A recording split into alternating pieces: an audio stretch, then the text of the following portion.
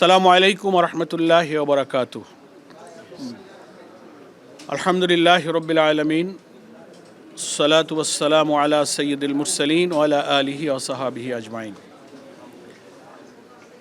সম্মানিত আজকে election commission ভবনে উপস্থিত কমিশনের সঙ্গে আমাদের বৈঠক শেষে আমাদের সম্মানিত জামাত নেতৃবৃন্দ, প্রিয় সাংবাদিক বন্ধুগণ এবং সম্মানিত দেশবাসী ভাই ও বোনেরা,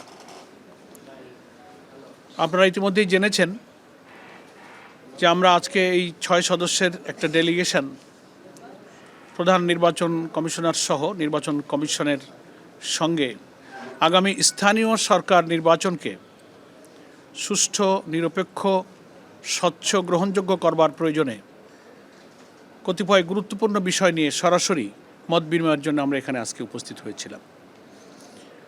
ডেলিগেশনের সদস্যদের নাম আপনারা ইতিমধ্যেই জানতে পেরেছেন, আমি রিপিট করছি না। আমরা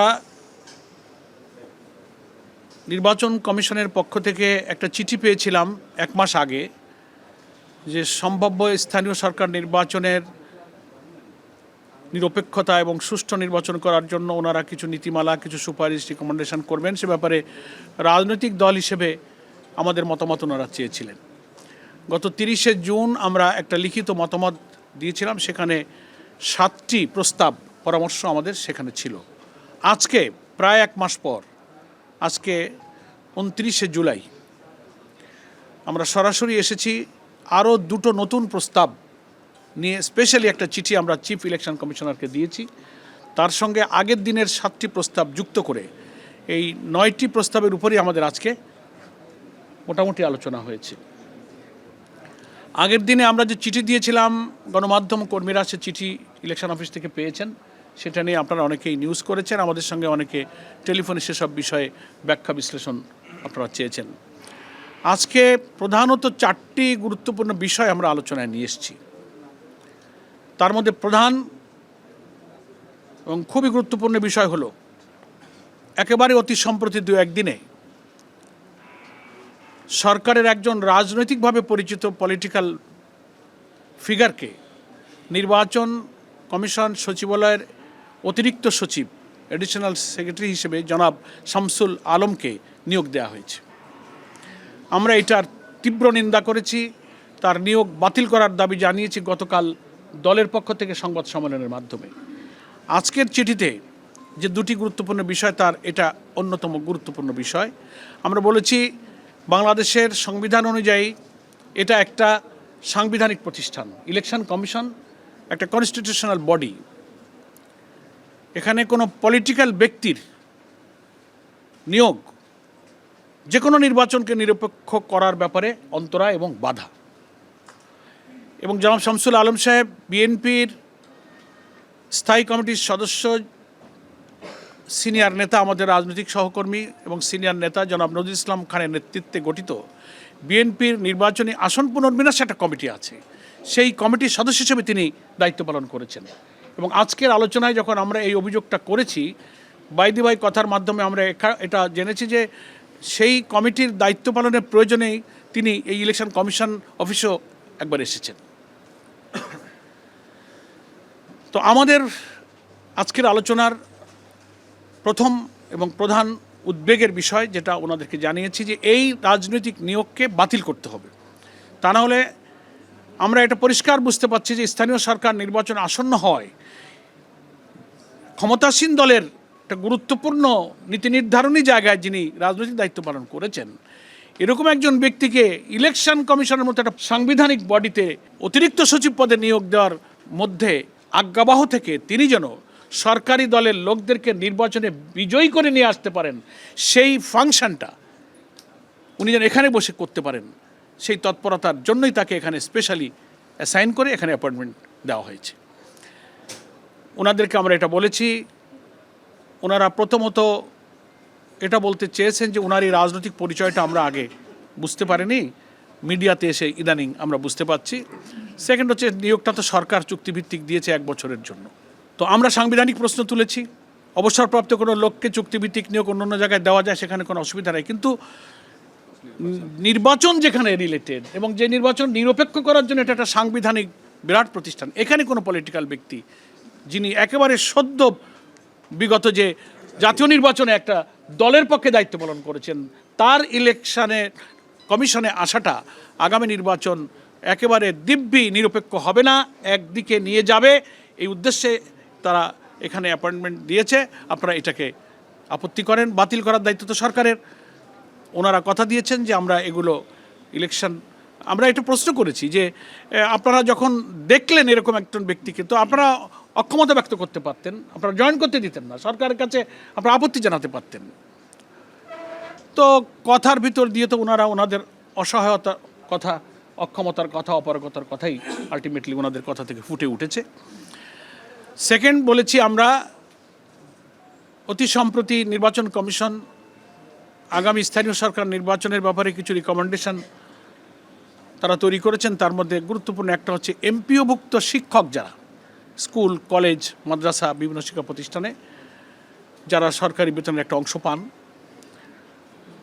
সেই শিক্ষকরা নির্বাচনে অযোগ্য হবেন, এভাবে তারা একটা রিকমেন্ডেশন এখানে তৈরি করেছেন। আমরা মিডিয়ার মাধ্যমে বুঝতে পেরেছিলাম যে সরকারের কাছে তারা পাঠিয়েছে এবং মিনিস্ট্রিতে এটা বিচার বিবেচনার জন্য অপেক্ষায় আছে। আজকে ওনারা এটা স্বীকার করলেন যে হ্যাঁ, আমরা এটা এই রিকমেন্ডেশনে আমরা একমত হয়েছি, সেটা এখনও আমরা সরকারের কাছে পাঠাইনি, এই কথাটা ওনারা আজকে বললেন। তো ওনারা মুখের পরে চিফ ইলেকশন কমিশনারের উপস্থিতিতে কথা বললে তো এটাই আমরা বিশ্বাস করলাম। রিয়েল জিনিসটা গণমাধ্যম কর্মীদের কাছে কি তথ্য আছে, that is up to you. তো যাই হোক, সেটা ওনারা পাঠান আর না পাঠান, এই রিকমেন্ডেশন যে ওরা নিয়েছেন এবং ওনারা অ্যাপ্রুভ করেছেন, এটা সত্য। আমরা এটারও তীব্র আপত্তি জানিয়েছি এবং আমরা এখানে সাংবিধানিক অনেক প্রশ্ন তুলেছি। এখানে নাগরিকদের যে অধিকারের প্রশ্ন, আর্টিকেল 27, 26 বিভিন্ন ধারায় তার যে সমস্ত অধিকারের প্রশ্ন তোলা হয়েছে, সেখানে তার রাজনীতি করার ক্ষমতা, নির্বাচনে অংশ নেওয়ার ব্যাপারে বাংলাদেশের স্থানীয় সরকার নির্বাচনের সুদীর্ঘ ইতিহাসে স্কুল, কলেজ এবং শিক্ষা প্রতিষ্ঠানের শিক্ষকরা নির্বাচনে অংশ নিয়ে থাকেন। This is first time. এমন কি হলো, এবং without any discussion with the stakeholder. আমরা তো আশা করেছিলাম যে নির্বাচনে কোনো পলিসি নীতি নির্ধারণ করতে গেলে সাধারণত সেটা ন্যাশনাল ইলেকশন হোক, লোকাল গভর্নমেন্ট ইলেকশন হোক, সাধারণত পলিটিক্যাল পার্টি বা স্টেক হোল্ডার ওনারা মত বিনিময় করেন, কোনো রকম আলোচনা ছাড়াই ওনারা একটা রিকমেন্ডেশন করে সরকারকে ওনারা দিয়ে দেবেন, এসব প্রশ্ন তুলেছি। তো এই প্রথমবারের মতো ওনারা এটা অ্যাপ্রুভ করেছেন এবং এটা ওনারা যুক্তি দিয়েছেন যে শিক্ষা প্রতিষ্ঠানের প্রধানরা দায়িত্ব পালনে লেখাপড়ার পরিবেশ ক্ষতিগ্রস্ত হয়, তারা পলিটিসাইজ হয়, নানান রকম যুক্তি তারা দিয়েছেন। আমরা বলেছি দেশের নাগরিক সবাই আমরা ভোটার, সংবিধানে এমপিওভুক্ত প্রতিষ্ঠানের লোকদের চাকরি তো নিষিদ্ধ, রাজনীতি করা তো নিষিদ্ধ নেই। এবং জাতীয় নির্বাচনের ক্ষেত্রে এমপিওভুক্ত শিক্ষকদের নির্বাচনের ব্যাপারে তো আপনারা কোনো বিধিনিষেধ আরোপ করেননি, তারা তো ইলেকশন করছেন। প্রশ্ন করলাম যে সেটা কি আপনারা করেছেন? বল না, আমরা শুধু লোকাল গভর্নমেন্ট ইলেকশনের জন্য এই নীতিমালাটা অ্যাপ্রুভ করেছি। তাহলে কি হলো? একটা দ্বৈততা, দ্বিচারিতা, বৈষম্য হলো না? একটা ইলেকশন করতে পারবে আর একটা পারবে না। তো এই যে একটা বৈষম্য সংবিধানে নাগরিক অধিকারের ক্ষেত্রে, নির্বাচনের ক্ষেত্রে, রাজনীতির ক্ষেত্রে প্রত্যেক সিটিজেনের যে সাংবিধানিক অধিকার নিশ্চিত করা হয়েছে, এটা তার খেলাফ। আপনারা এটা রিভিউ করেন, আপনারা নির্বাচন কমিশনের মিটিংয়ে এটা পুনরায় বিবেচনা করে এটাকে আপনারা বাতিল করেন, সরকারের কাছে আপনারা এটা বলতে পারেন। এই সব বিষয়গুলো তুলেছি। তো একটা হলো শামসুল আলম সাহেবের নিয়োগ বাতিল, দুই হলো এমপিওভুক্ত নির্বাচনের জন্য শিক্ষকদেরকে অযোগ্যতা ঘোষণা করার যে বিধান করা হচ্ছে, এটাকে বাতিল করে যা পূর্বের বিধান ছিল সেটাকে বহাল করতে হবে। হ্যাঁ, আর ওনারা বলছেন যে আমরা এটা ইসির মিটিংয়ে আপনাদের এই চিঠি নিয়ে আমরা আলোচনা করব, নিজেদের মধ্যে আমরা রিভিউ রিথিঙ্ক কী করা যায় এটা বিবেচনা করবেন বলে ওনারা আমাদেরকে আশ্বস্ত করেছেন। আর আগের দিনের দেওয়া 30শে জুনের চিঠির দুইটা ইম্পর্ট্যান্ট বিষয় নিয়ে আমরা কথা তুলেছি। সেটা হচ্ছে যে নিষিদ্ধ রাজনৈতিক তৎপরতা যাদের নিষিদ্ধ করা হয়েছে বাংলাদেশের একটি রাজনৈতিক দলের, তো আগের লিখিত সুপারিশ এটা ছিল যে সেই দলের পদ পদবীধারী যারা কোনো জেলা, উপজেলা, ইউনিয়ন কোনো পোস্ট হোল্ড করছেন, তো যে দলের রাজনীতি করাটা সন্ত্রাস বিরোধী আইন দ্বারা সরকারের নির্বাহী আদেশে নিষিদ্ধ করা হয়েছে। তো রাজনীতি তো মানুষই করে, রাজনীতি আর অন্যরা কেউ এসে করে না।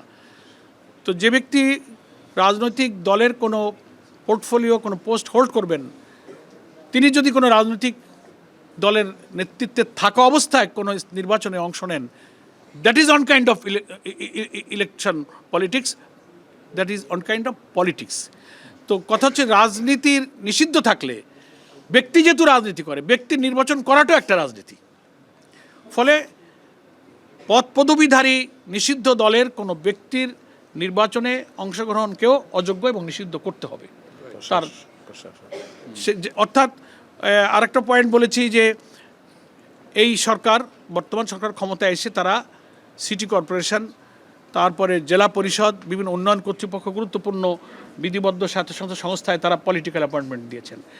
এদের উদ্দেশ্য পরিষ্কার বোঝা যায় যে তিনি এখানে নিয়োগ দিয়েছেন যে তিনি ওখানে দায়িত্ব পালন করবেন, সামনে যখন স্থানীয় সরকার নির্বাচন আসবেন তিনি এই নির্বাচন পর্যন্ত সিটি কর্পোরেশনের, জেলা পরিষদের বা বিভিন্ন গুরুত্বপূর্ণ পদের সুযোগকে, ক্যাপাসিটিকে, সামর্থ্যকে কাজে লাগিয়ে পাবলিককে সার্ভ করবেন। ঠিকাদারি, ব্যবসা বাণিজ্য, কন্ট্রাক্টারি, নানান চ্যারিটি ওয়ার্ক করে তিনি জনপ্রিয়তা নেবেন এবং নির্বাচনে তিনি আবার প্রার্থী হবেন। আমরা এটা আপত্তি করেছি যে তাদেরকে নির্বাচনে অযোগ্য করতে হবে। কারণ এরকম স্থানীয় সরকারের পদে থেকে 2-5-10 মাস সার্ভ করে সাথে সাথে ইলেকশনে ক্যান্ডিডেট হওয়া মানেই হচ্ছে যে এই নির্বাচনকে নিরপেক্ষ হতে দেওয়া হলো না, দলীয়করণের জন্য তাকে এখানে নিয়োগটা দেওয়া হয়েছিল এবং নির্বাচন একেবারে দিব্যি এটা একটা দলীয় নির্বাচন হবে, পক্ষপাতিত্ব হবে, এটা নিরপেক্ষ হবে না, স্বচ্ছ হবে না। আমরা এই সমস্ত পদে যাদেরকে রাজনৈতিকভাবে নিয়োগ করা হয়েছে তাদেরকেও নির্বাচনে অযোগ্য ঘোষণা করার দাবি জানিয়েছি।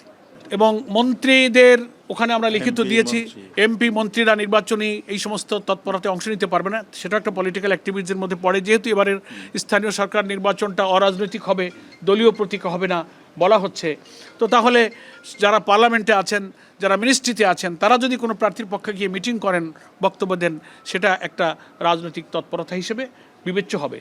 এগুলোর ব্যাপারে কঠোর নিষেধাজ্ঞা জারি করা এবং রাজনৈতিক পদে অধিষ্ঠিত বা নিয়োগ পাওয়া ব্যক্তিরা যেন নির্বাচনে অংশ নিতে না পারেন তাদেরকে অযোগ্য ঘোষণা করতে আমরা বলেছি। তারপরে আমরা আরও দৃষ্টি আকর্ষণ করেছি ওনাদেরকে যে ইলেকশনের কমিশনের দায়িত্বই হলো নির্বাচনের তারিখ ঘোষণা করা কবে হবে। তো দেখা যাচ্ছে যে আপনারা কিছু বলেন না, সরকারের মন্ত্রীরা বলেন, কেউ বলেন এবছরের শেষে হবে, কেউ বলেন সেপ্টেম্বরে, কেউ বলে ফেব্রুয়ারিতে, জানুয়ারিতে। What is it? তো ওনারা এটা আমাদের এই অবজেকশনটাকে মেনে নিলেন, বলে আমরা কি করব বললে আপনারা মানবেন না, আপনারা ওনাদের দৃষ্টি আকর্ষণ করবেন। It is not your duty, এটা ইলেকশন কমিশনের দায়িত্ব। তো এটা একটা ভুলের মধ্যে ওনারা আছেন।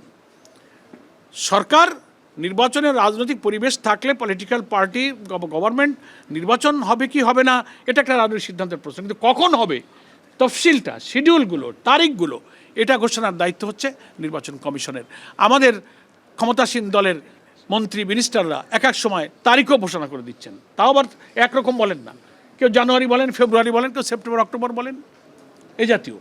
সেজন্য এই সব সাংবিধানিক একটা বড় প্রতিষ্ঠান হচ্ছে নির্বাচন কমিশন। আমরা বলেছি যে আপনাদের বাংলাদেশের সংবিধান কিন্তু ইলেকশন কমিশনকে বিরাট পাওয়ার দিয়েছে, অনেক ক্ষমতা দিয়েছে, সেটা আপনারা এক্সারসাইজ করছেন না। লোকেদের মধ্যে বদনাম হচ্ছে যে ওনারা কী করছেন। এবং আজকে এই প্রসঙ্গক্রমে আমাদের ডেলিগেশনের পক্ষ থেকে এই প্রশ্ন তোলা হয়েছে যে কোর্টের চট্টগ্রামের ওই যে ফটিকছড়ির সরোয়ার আলম, তার ব্যাপারে, স্যার আলমগীর, তার ব্যাপারে কোর্ট রায় দিল, মানে সকালে রায় হয়ে পড়লো, জাজমেন্টে অর্ডার হয়ে পারলো না, 2-4 ঘন্টার মধ্যে এখান থেকে গেজেট জারি হয়ে শপথ হয়ে গেল, অর্ডার সিগনেচার হয়নি জাস্টিসের। এখান থেকে এত দ্রুত কী করে হলো? তাহলে পলিটিক্যালি আপনারা ইনস্ট্রাক্টেড ছিলেন, প্রেশারের মুখে আপনারা 2-4 ঘন্টার মধ্যে স্বাক্ষর করা আদেশ আসার পর্যন্ত অপেক্ষা করেননি, আপনারা একটা গেজেট জারি করে দিয়ে শপথের ব্যবস্থা করে দিলেন, পলিটিক্যাল প্রেশারে ছিলেন। তো ওনাদের কথাবার্তায় তো আর ওই ভাষায় তো আর স্বীকার করবেন না, বডি ল্যাঙ্গুয়েজে বোঝা যায় যে তারা আন্ডার প্রেশারে এটা করতে বাধ্য হয়েছে। তো জাস্ট এই সমস্ত বিষয়গুলো, হ্যাঁ, এগুলো খুবই অস্বাভাবিক। নির্বাচন কমিশন যে স্বাধীন, সাংবিধানিক, একটা বিরাট ক্ষমতাসীন একটা সাংবিধানিক সংস্থা, বিরাট ক্ষমতা সম্পন্ন এবং দেশের নিরপেক্ষ নির্বাচনের একটা বিরাট ক্ষমতা তাদেরকে দেওয়া হয়েছে, তারা এ ব্যাপারে যে দায়িত্ব পালন করতে পারছেন না, আমরা বিনয়ের সাথে সে ব্যাপারে তাদেরকে দৃষ্টি আকর্ষণ করেছি যে আপনারা এ ব্যাপারে এখনও সজাগ সতর্ক হন, চোখ কান খুলে দায়িত্ব পালন করেন। সরকার আর ইলেকশন কমিশনের মধ্যে পৃথক সত্তা আছে, পৃথক রাজনৈতিক সাংবিধানিক ক্ষমতা এবং অধিকার আছে, সেটা আপনারা এক্সারসাইজ করেন। এইসব বিষয়গুলো মোটামুটি আমরা আজকে আলোচনা করেছি। আপনাদের সকলকে আপনাদের ধন্যবাদ। আর যেগুলো পেপারস দিয়েছি সেগুলোর কপি এখানে আছে, আপনারা ওগুলো কপি নিতে পারবেন। না, এটা কোনো আলোচনার বিষয়বস্তু ছিল না, এর কোনো আলোচনা হয়নি। আমরা বহিষ্কার করেছি। পদত্যাগের বিষয় তো সে ব্যক্তির, ইলেকশন কমিশন স্পিকার এবং সেই ব্যক্তি, এগুলো তাদের, এটা দলের বিষয় না। যেহেতু তিনি দল থেকে বহিষ্কৃত, তা বহিষ্কৃতের অর্থ হলো তিনি আমাদের দলে নাই, তাকে তো আর আমরা আর কোনো ইনস্ট্রাকশন দিতে পারি না। কিন্তু আপনাদের পক্ষ থেকে তাকে পদত্যাগ করতে বলা হয়েছিল কিনা, কিংবা আপনারা চান কিনা? না, আমাদের পদত্যাগের চেয়ে বহিষ্কারই আমাদের বড় সিদ্ধান্ত। আমাদের দলের সংবিধানের আর্টিকেল 62 অনুযায়ী একটা ব্যক্তির কোনো অপরাধ তদন্তে প্রমাণিত হলে সর্বোচ্চ শাস্তি হচ্ছে দল থেকে বহিষ্কার, এবং সেটা আমরা মিডিয়া করেছি, পাবলিক করেছি। এর উপরে আর কিছু বলার থাকবে না।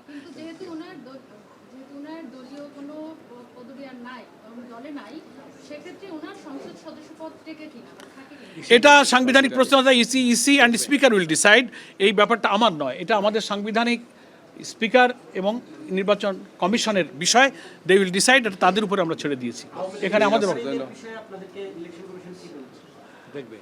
ওনারা এটা নিজেদের মধ্যে আলোচনা করবেন। ওনারা ধৈর্য সহকারে শুনেছেন এবং গুরুত্ব দিয়েছেন বলে বোঝা গেল।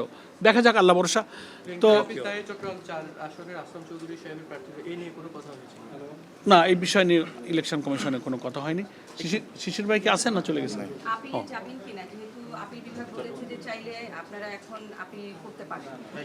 না, ওইটা আমাদের লয়ার সাথে আমরা কথা না বলে এক্ষুনি এ ব্যাপারে আমরা কিছু কথা বলতে পারছি না। তো আজকে যেহেতু এই কোনো বিশেষ স্পেসিফিক আসনটা আমাদের আলোচনার সাবজেক্ট ম্যাটার ছিল না, তো আপনাদের স্থানীয় সরকারটাই আমাদের আজকের ইলেকশন কমিশনের ডেপুটেশনের ডেলিগেশনের উদ্দেশ্য ছিল। সে ব্যাপারে আপনাদেরকে আমরা ব্রিফ করেছি। আপনাদের সকলকে ধন্যবাদ। নির্বাচনের সময়সীমা নিয়ে বলেছেন কিনা? না, এই ব্যাপারে কিংবা সিটি কর্পোরেশন কোর্টে আগে পরে না, এই নিয়ে আমাদের কোনো আলোচনা হয়নি। আপনাদের পাই না ইসিতে একটু এই ফাঁকে একটু প্রশ্ন করি, সেটা হচ্ছে চট্টগ্রাম যশোর 4 আসনেও দেখেছেন যে গতকালকেও একটা ঝামেলা পরশুদিন হয়েছে, আবার সাতক্ষীরা 4 সংসদ সদস্য। এতে করে আপনারা একটু সমালোচনাকে পড়ছেন কিনা বা চাপে আছেন কিনা, জামাত ইসলাম চাপে আছে কিনা? ভাই শোনো, কোনো চাপ নাই। একটা কথা হচ্ছে যে যন্ত্র তো একটা সবার হাতে আছে, এক লাইন লিখে চাপ দিলেই তো চলে যায় দুনিয়ায়। এটা এখন পত্রপত্রিকার তো একটা এডিটোরিয়াল পলিসি থাকে, কিন্তু ফেসবুক সোশ্যাল মিডিয়ার কোনো এডিটোরিয়াল পলিসি নাই। আমার মনে যা আসলো লিখে দিলাম, রং আর রাইট ভিন্ন ব্যাপার। এখন যশোর 4-এর আমাদের মাননীয় সদস্য অত্যন্ত সহজ সরল ভালো মানুষ, তার একটা মেয়ে দীর্ঘদিন ধরে অসুস্থ। আমি নিজে ব্যক্তিগতভাবে জানি, অন্তত 15-20 বছর ধরে আমি যশোর যাতায়াত করি, আমার বাড়ি খুলনায়। উনি এই মেয়েটার জন্য, উনি এবং ওনার ওয়াইফ একজন কলেজের টিচার, উনি নিজেও কলেজ অধ্যাপনা করেছেন। এই মেয়েটা অসুস্থ, ভারত বাংলাদেশ বিভিন্ন ট্রিটমেন্ট, সাইকোলজি, সাইকিয়াট্রিক, ফিজিক্যাল, নানান, তার প্যাঙ্ক্রিয়াস ড্যামেজ হয়ে গেছে, নানান রকম অসুস্থতা, আইসিইউতে থাকে। মেন্টালি সে অনেক সময় আপসেট হয়ে যায়, ব্যালেন্স থাকে না। তো তার বাড়ির পাশের কিছু আসা যাওয়ার পথে হয়তো কথাবার্তায় কিছু অনাকাঙ্ক্ষিত 2-1টা ছোটোখাটো ঘটনা ঘটতে পারে, কিন্তু সেটাকে স্থানীয়ভাবে সরকারি দলের লোকেরা এবং বিরোধী দলের লোকেরা একেবারে সংগঠিত হয়ে একজন মাননীয় সংসদ সদস্যের বাড়িতে হামলা করা, ওই মেয়েটার গায়ে হাত তুলেছে, মাননীয় সংসদ সদস্যের স্ত্রীর গায়ে হাত তুলেছে। That is very unfortunate. এটা কোনো গণতন্ত্র না, এটা কোনো দলীয় ভদ্রতা শিষ্টাচার হতে পারে না, সভ্য হতে পারে না এটা। এই জন্য আমাদের মিডিয়ার বন্ধুদেরকে বলবো, আমরা আপনাদের আন্তরিক সহযোগিতা চাই। একটা জিনিসের রং আর রাইট, রিয়েল জিনিসটা তার বাস্তবতা দেখে শুনে আপনারা লিখবেন। নজরুল ইসলাম গাজী তার ব্যাপারে নিউজ করেছেন আপনারা, সত্য নিউজ যেগুলো এসেছে আমরা তো তার ব্যাপারে কোনো আপত্তি করিনি, বাড়াবাড়িকে আমরা আপত্তি করি। কিন্তু আমাদের গোলাম রসুল সাহেব যশোর 4-এর সংসদের ব্যাপারে অনেকেই ইচ্ছাকৃতভাবে পলিটিক্যালি ব্যাড ইন্টেনশনে তার ইমেজকে, জামাতের ইমেজকে ড্যামেজ করার জন্য চেষ্টা করা হয়েছে। আমরা আপনাদের সকলকে আবারও ধন্যবাদ জানাই এবং মিডিয়াকে আমরা সত্যের পক্ষে থাকার জন্য আহ্বান জানাই।